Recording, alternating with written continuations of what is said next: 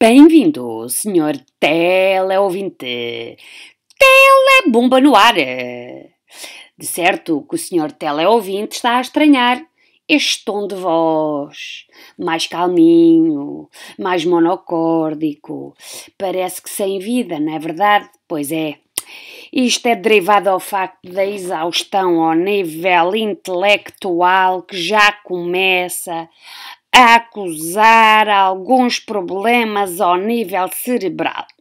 Bom, estamos desejosos de vos voltar a encontrar, já que o enclausuramento a que temos sido devotados tem os dias contados. Ainda assim, vamos sair de casa, vamos pôr o país a trabalhar, no entanto, com os cuidados necessários para que o coronavírus não nos apanhe e não vale andar a celebrar dias importantes na Alameda e depois não se queixem cá há vírus e cá há malta contaminada aí e tal. Bom, como tem vindo a ser hábito nas nossas últimas emissões, temos estado a falar dos polos de desenvolvimento económico.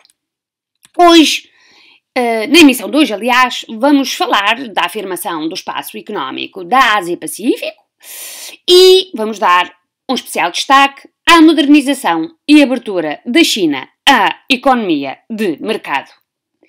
Esperamos que sejam do véu sagrado, esperamos que continuem desse lado, esperamos que façam muitos apontamentos, canto para a frente e canto para trás, com as emissões. Isto foi feito para vocês.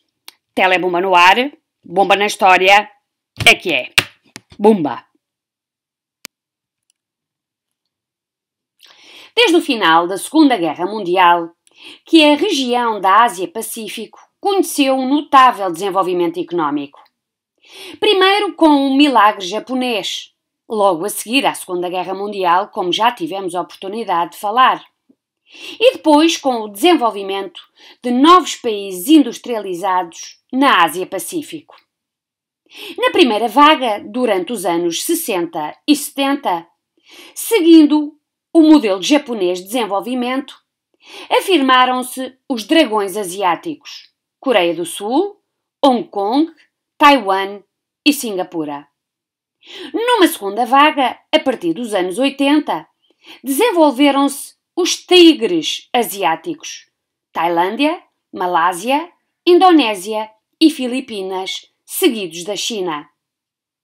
Afirmava-se um novo polo de desenvolvimento económico na região da Ásia-Pacífico, capaz de rivalizar com os Estados Unidos, a Europa e o Japão, que até então tinham dominado a economia mundial. Sem recursos naturais, superpopulosos, com falta de capitais e de terra arável, os dragões asiáticos apostaram no modelo de desenvolvimento japonês para realizarem os seus milagres económicos. Foram vários os fatores que contribuíram para o desenvolvimento económico destes países. O Estado implementou políticas destinadas a captar capitais e investimento estrangeiro. O intervencionismo estatal deu ao Estado um papel preponderante na definição de políticas económicas. Desenvolveram-se os setores secundário e terciário e apostou-se nas exportações. Numa primeira fase de têxteis e produtos de baixo custo, numa segunda fase desenvolveu-se a construção naval, o setor automóvel e as novas tecnologias.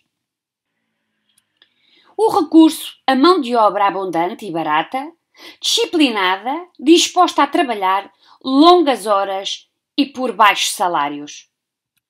A aposta na educação e na investigação, com vista a formar mão de obra qualificada e especializada, essencial para o desenvolvimento de setores tecnologicamente mais avançados. O desenvolvimento económico destes países nos anos 80 traduziu-se em taxas de crescimento entre os 8% e os 10% ao ano, justificando o surgimento da expressão o século da Ásia.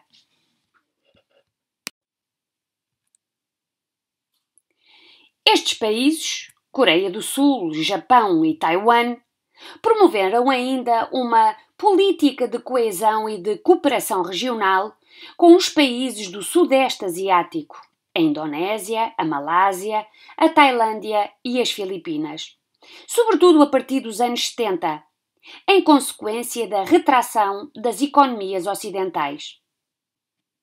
A necessidade de mercados para o escoamento das suas exportações orientou-os para os países que integravam a ASEAN, a Associação de Nações do Sudeste Asiático, composto pela Indonésia, Malásia, Tailândia, Filipinas e Singapura.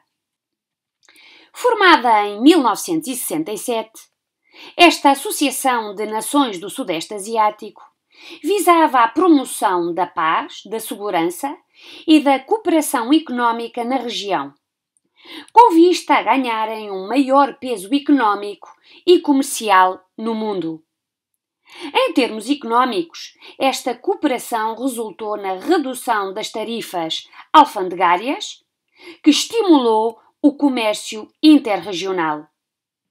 Assistiu-se assim à afirmação de um novo grupo de países industrializados na Ásia-Pacífico, os tigres asiáticos, que, juntamente com os dragões asiáticos, fizeram da região da Ásia-Pacífica um polo económico mundial.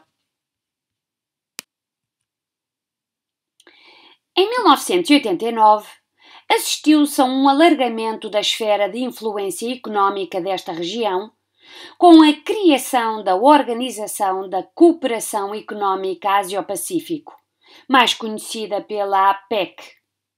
Esta organização integrou a Austrália, a Nova Zelândia, os Estados Unidos, o Canadá e os países do Sudeste Asiático.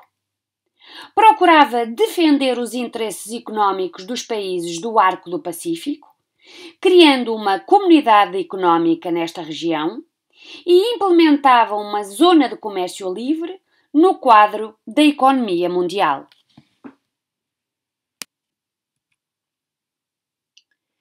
Neste contexto geográfico e económico, uma questão começa a sobressair, primeiro à escala regional e mais tarde à escala mundial: a questão de Timor. Desde a descoberta de Timor pelos portugueses no século XVI, que o território esteve sob administração portuguesa. Em 1975, durante o processo de descolonização dos territórios africanos, Timor foi invadida pela Indonésia. A invasão de Timor pela Indonésia foi feita como forma de conter o avanço do comunismo no território, depois da vitória da FRETILIN, Frente Revolucionária de Timor-Leste Independente, nas eleições de 1975. A vitória de um partido de esquerda no período da Guerra Fria levou os Estados Unidos a apoiar a invasão de Timor pela Indonésia. A administração portuguesa abandonou o território sem que fosse legitimado o novo governo sair das eleições, em consequência da guerra civil que estalou entre as fações políticas timorenses. A UDT, União Democrática Timorense, defensora de uma união com Portugal; a APODETI, Associação Popular Democrática Timorense, apoiante da integração de Timor na Indonésia; e a FRETILIN, Frente Revolucionária de Timor-Leste Independente, apoiante da independência do território. Em 1976, a Indonésia anexou o território e declarou Timor como a 27ª província da Indonésia. Apenas a Austrália reconheceu a anexação.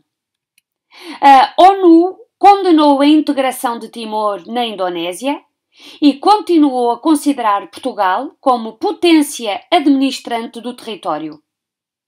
A resistência à ocupação indonésia foi liderada pela FALINTIL, Forças Armadas da Libertação Nacional Timor-Leste, comandadas por Xanana Gusmão, em associação com a FRETILIN.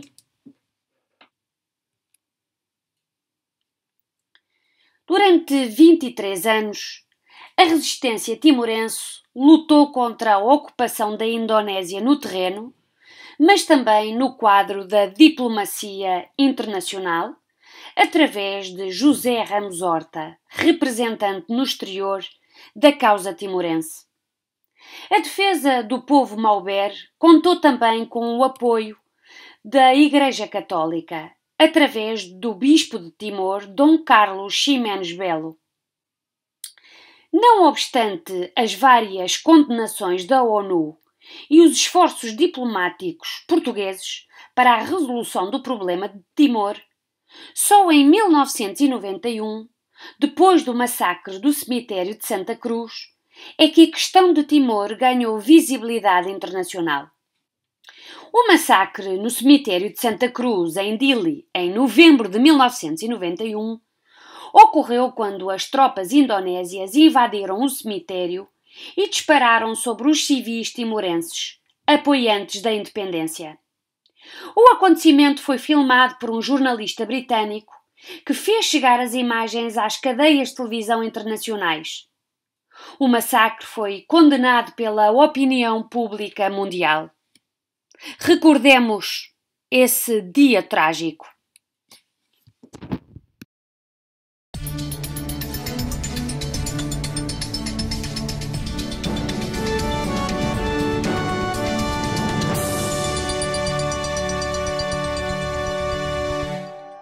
Em 1991, 12 de novembro, a tropa indonésia abre fogo sobre centenas de timorenses no cemitério de Santa Cruz, em Dili. O massacre podia ter sido mais um de tantos outros que passaram despercebidos. Mas o jornalista britânico Max Stahl está no local certo, no momento certo. De repente, aconteceu afora. Não vi. Pois todos os rapazes e os outros que estavam ali, pronto para entrar, já fugiram acima de mim. Pois eu já fiquei pois aí como chama? Chão, né? Tratar enfocar a minha câmera à procura das coisas, porque neste momento já não sabia o que estava acontecendo, só ouvi cada soldado estava ali pronto, deram ordem e a uns tantos metros, de 5 metros, pode ser menos, dos primeiros timorenses, já abriram fogo. O balanço final é de cerca de 300 mortos.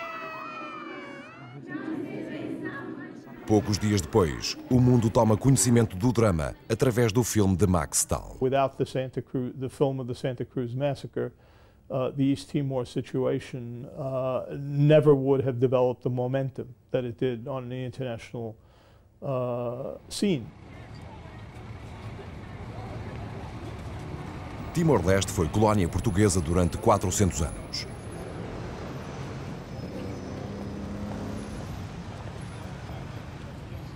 Com a partida dos portugueses em 1975, a Fretilin aparecera como partido largamente maioritário.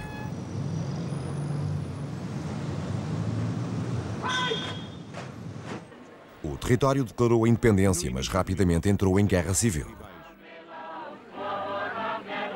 A Indonésia, poderoso vizinho, cobiçava os recursos naturais de Timor-Leste e receava a implantação de um governo pró-comunista. Mas o presidente Suharto não queria invadir o território sem o consentimento da Casa Branca. O presidente Gerald Ford encontrava-se em Jakarta no dia 6 de dezembro. Suharto parecia ter a luz verde dos Estados Unidos. They supported the initial Indonesian invasion of East Timor with arms and diplomatic support for Indonesia. Em 7 de dezembro, foi desencadeada a Operação Komodo, nome de código para a invasão.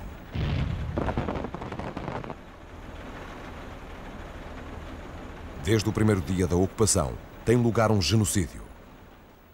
Mas, em breve, Timor-Leste desaparece das manchetes da imprensa.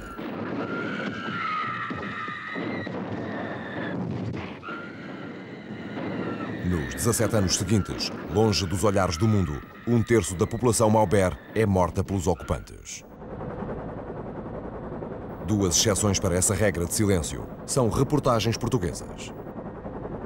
So there were two things that really had a huge impact within Portugal, in my estimation. The first was the film and journalism of Adelino Gomes in East Timor in late 1975. Em 11 de agosto deste ano, à data do golpe da UDT, Forças Armadas de Libertação Nacional de Timor-Leste, que incluem o exército e as milícias.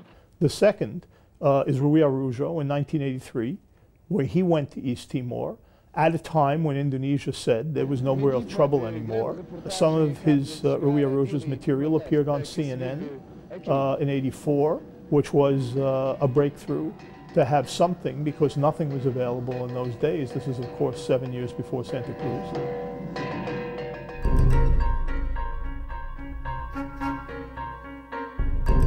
Finalmente, depois do massacre, a opinião pública dos Estados Unidos é despertada para a luta do povo timorense. Não por terem sido agredidos dois jornalistas norte-americanos, mas por estar documentado em imagens o banho de sangue de Santa Cruz. Isto tudo mudou depois das imagens de 12 de novembro, porque já não houve maneira de negar o que tinha acontecido aqui, não só esse dia, mas outros dias, né? Depois disto, tudo que outras pessoas tinham dito ficou mais credível sobre outros massacres, sobre a luta do povo inteiro. Depois de ser mostrado ao mundo o massacre de Santa Cruz, os timorenses podiam começar a acreditar no fim da ocupação indonésia.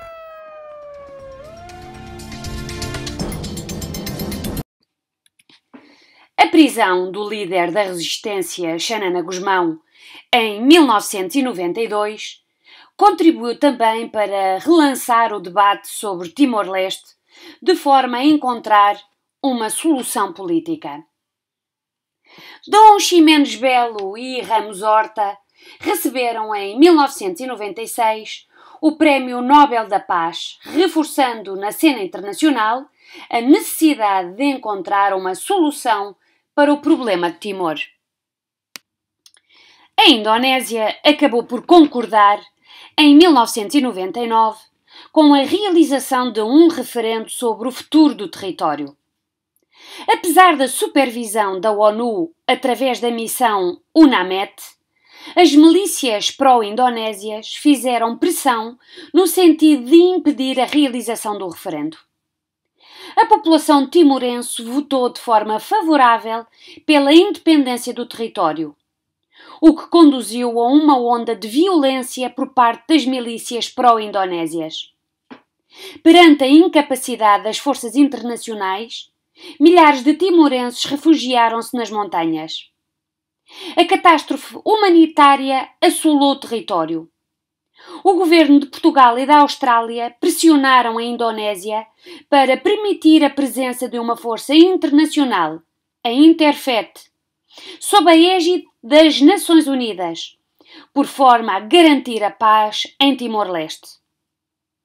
A UNTAED ficou encarregue da administração de Timor e pela criação das condições necessárias para assegurar a transição para a independência. Em 2001, foi eleita a primeira Assembleia Constituinte e no ano seguinte, Xanana Gusmão venceu as eleições presidenciais. A 20 de maio de 2002, nasceu a República Popular de Timor-Leste.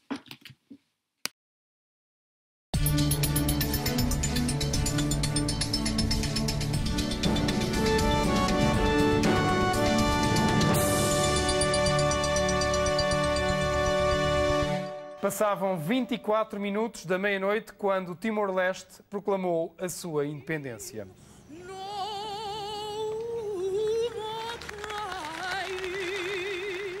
2002, 20 de maio. Timor-Leste torna-se um país independente. Mas as marcas de 27 anos de ocupação indonésia não desaparecem facilmente. There was certainly huge hope for the future. At the same time, there was even then signs of the discontentment that has surfaced most prominently in 2006 and 2007, in the sense that there was widespread unemployment. There were people who had felt when the Indonesians left that the conditions of life would automatically improve. That, of course, was very difficult to do. And so there, even then in 2002, was a sense of people who felt their expectations weren't being met. Em maio de 1999, 3 anos antes da cerimónia da independência, a ONU, Portugal e a Indonésia tinham concordado em resolver o conflito de Timor com um referendo. Na altura, a presença ostensiva do exército e das milícias pró-indonésias não intimida os timorenses. 98% dos eleitores vão às urnas. A votação pela independência ganha com uma diferença esmagadora. A ONU confirma o resultado. 344,580, or 78.5% against the proposal for special autonomy. Mas a minoria pró-indonésia não aceita o verdito das urnas e desencadeia o terror. Em poucos dias, a violência faz milhares de mortos e desaparecidos em Timor-Leste. A imprensa internacional é uma testemunha incómoda. As milícias pró-indonésias cercam os jornalistas e procuram intimidá-los. No resto da capital timorense, as milícias destroem tudo o que podem.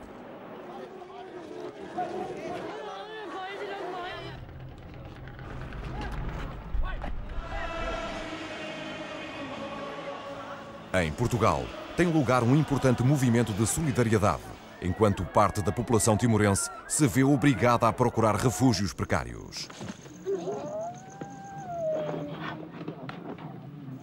O presidente norte-americano tem conhecimento da tragédia. I respect the fact that the government of Indonesia supported the referendum and has said that it will abide by these results.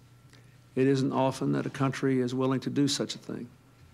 But I think it is also important that the Indonesians do everything they can to keep the peace and to prevent the bloodshed that we now see in East Timor. The international community made a big mistake, as the Timorese leaders know, and I think as key leaders in Portugal know, in leaving too soon. There were warnings from the Church in East Timor in 1999 that the international forces and the United Nations needed to stay there for at least 10 years.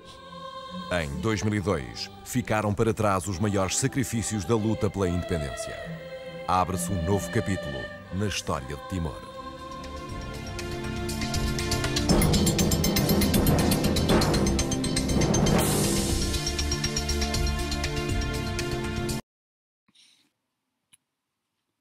A independência de Timor-Leste lançou enormes desafios, na medida em que o país se debatia com falta de infraestruturas materiais e humanas e com uma elevada taxa de desemprego e de pobreza, contrastando fortemente com a situação dos países do Sudeste Asiático.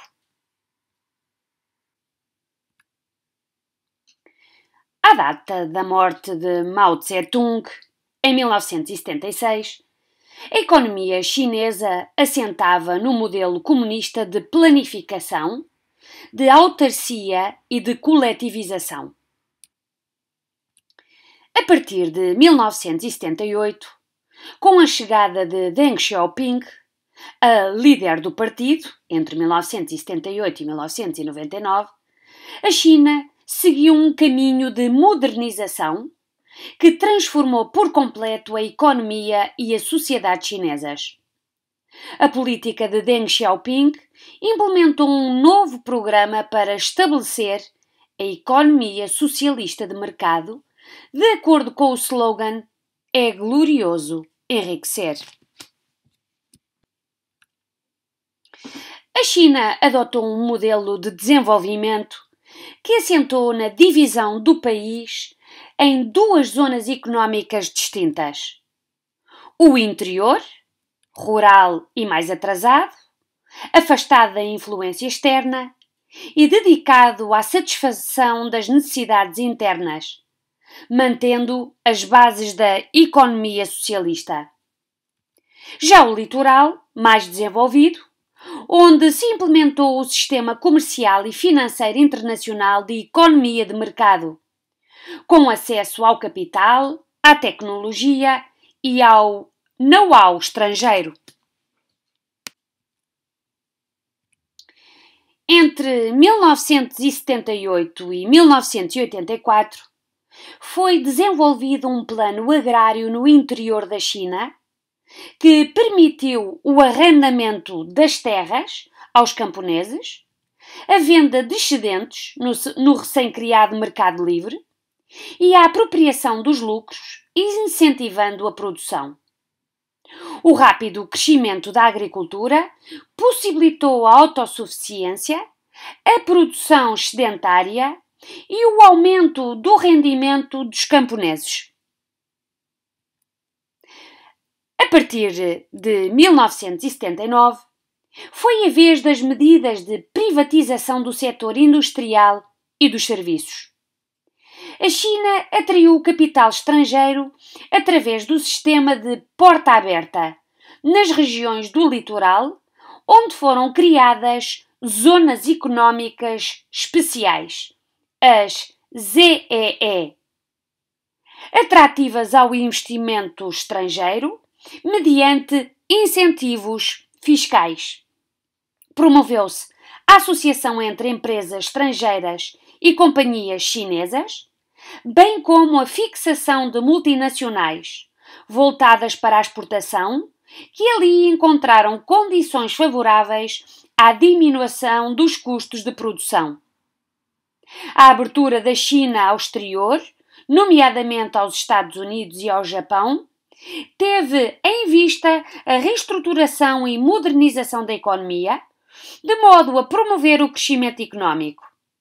Estas mudanças contaram com uma mão de obra abundante e barata e ainda com a disponibilidade de recursos naturais.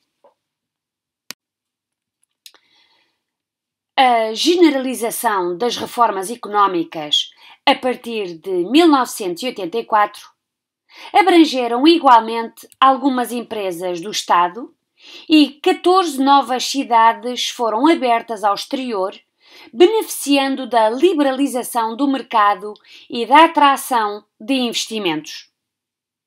Entre 1989 e 1991, a China enfrentou um abrandamento das reformas devido ao aumento da inflação e à agitação política, que culminou nos protestos da Praça de Tiananmen em junho de 1989, o que levou os dirigentes mais conservadores a pôr em causa a abertura da China.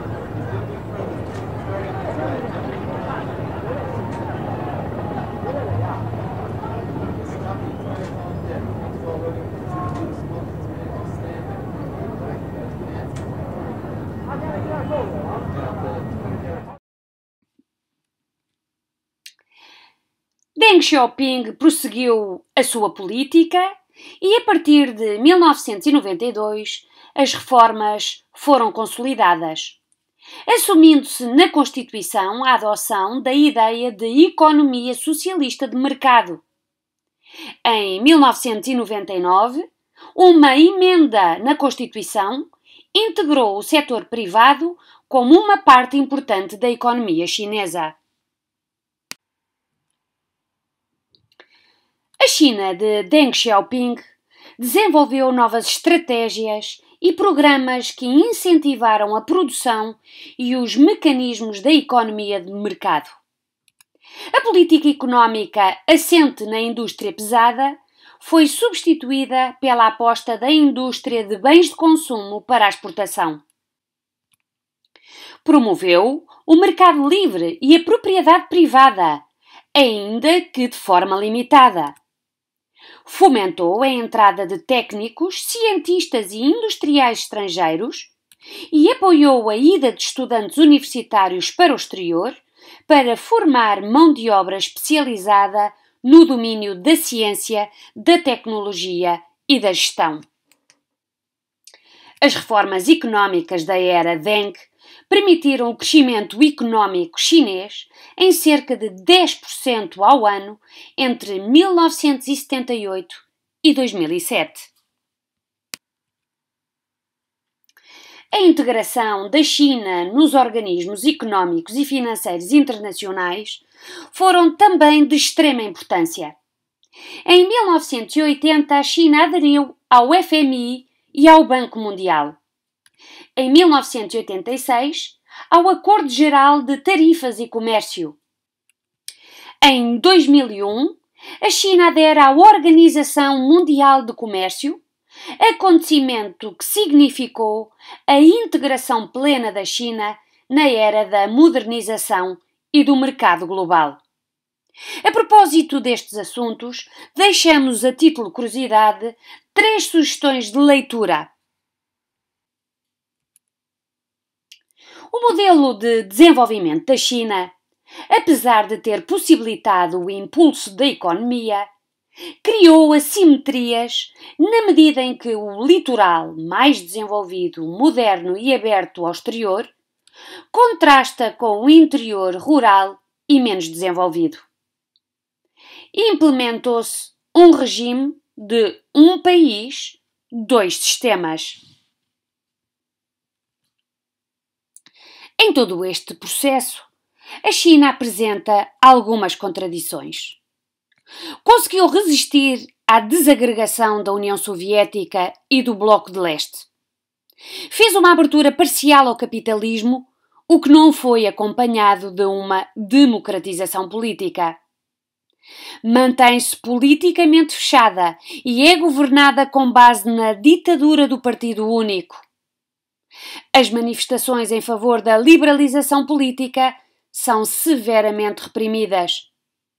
O fim dos preços tabelados pelo Estado fez disparar a inflação. E as desigualdades entre o litoral e o interior acentuam-se, tal como aumentaram as diferenças entre ricos e pobres.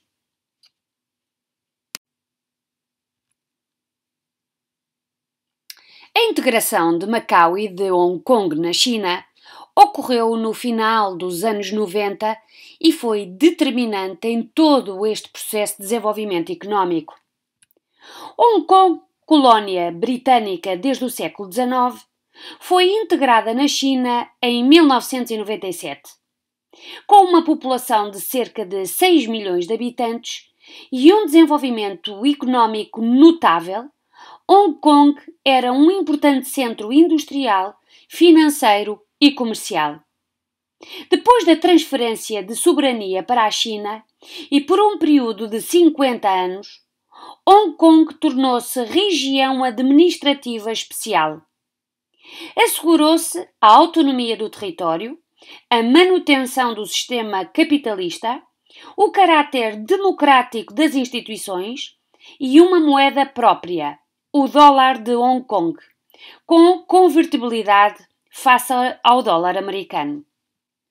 Vejamos agora algumas imagens marcantes da administração britânica em Hong Kong e o momento que levou à transferência para a China.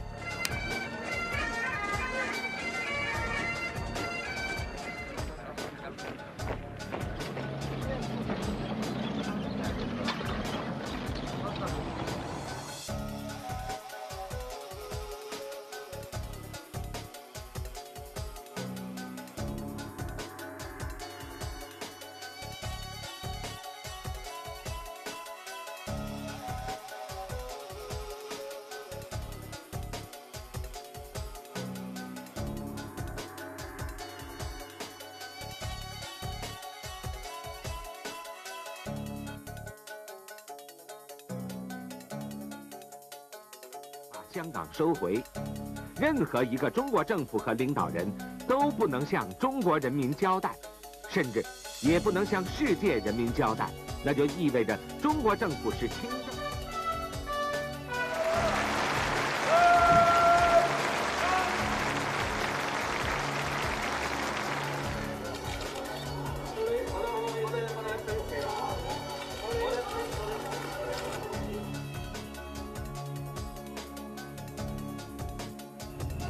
所有社民，今日嘅集會。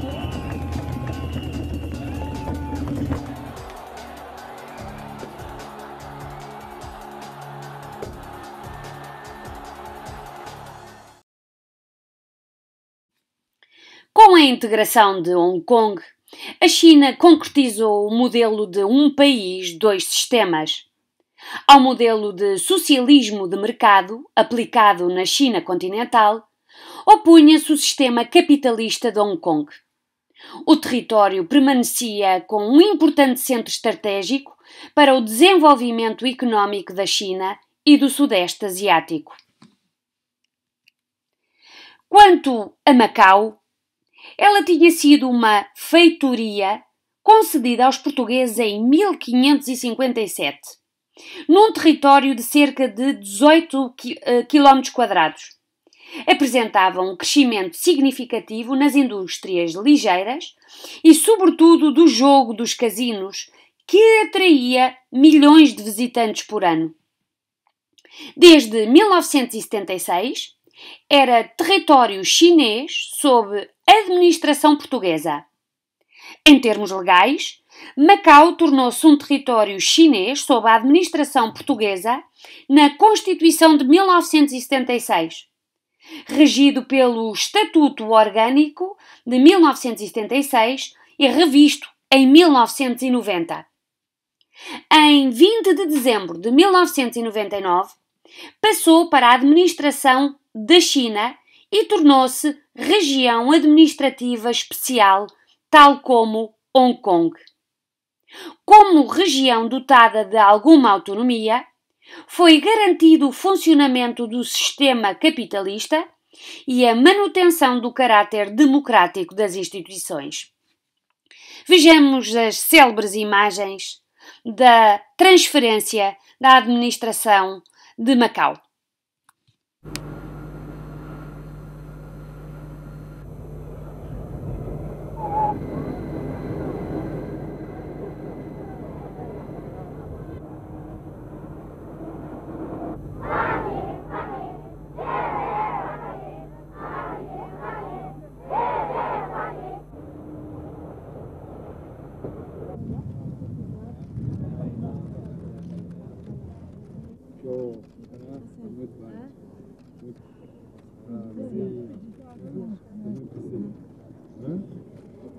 É muito boa. Não esqueça, né? Toma conta ali da casa, tá bem?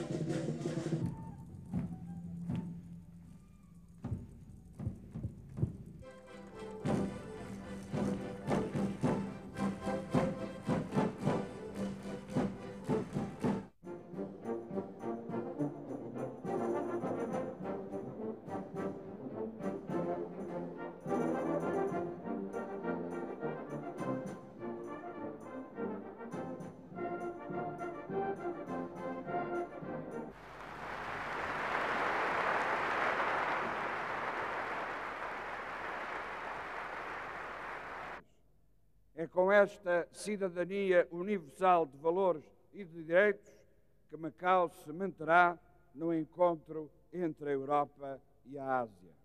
Com isso, continuará Macau a vocação secular de mediador na encruzilhada de gentes, civilizações e interesses, e por essa via a reforçar a sua identidade própria.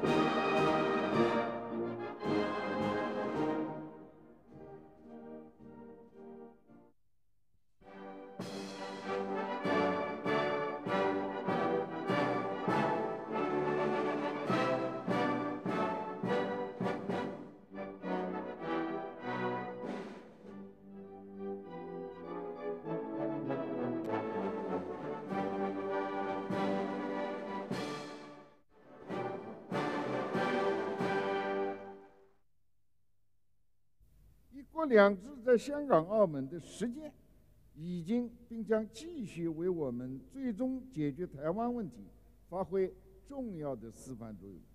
中国政府和人民有信心、有能力早日解决台湾问题，实现中国的完全统一。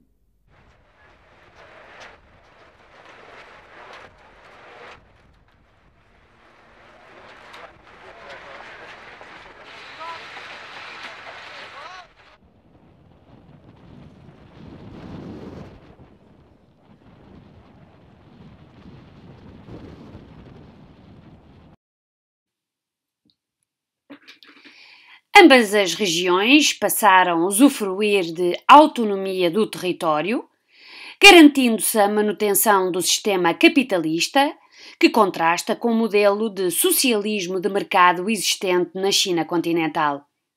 Por outro lado, assegurou-se o caráter democrático das instituições. Com a integração destes dois territórios, a China aproximou-se do Ocidente e do mundo capitalista. Para além de serem importantes do ponto de vista do desenvolvimento económico, Hong Kong e Macau constituíram-se também como elementos fundamentais para o processo de modernização e de transformação operada na China por Deng Xiaoping. Senhor teleouvinte, chegamos ao fim de mais uma emissão bombástica, desta feita dedicada à Ásia. Esperamos que tenha aprendido alguma coisa ou relembrado outras tantas, já que há um grupo de séniores que nos acompanham também. É sempre bom saber que vamos ao encontro de diferentes faixas etárias e diferentes públicos.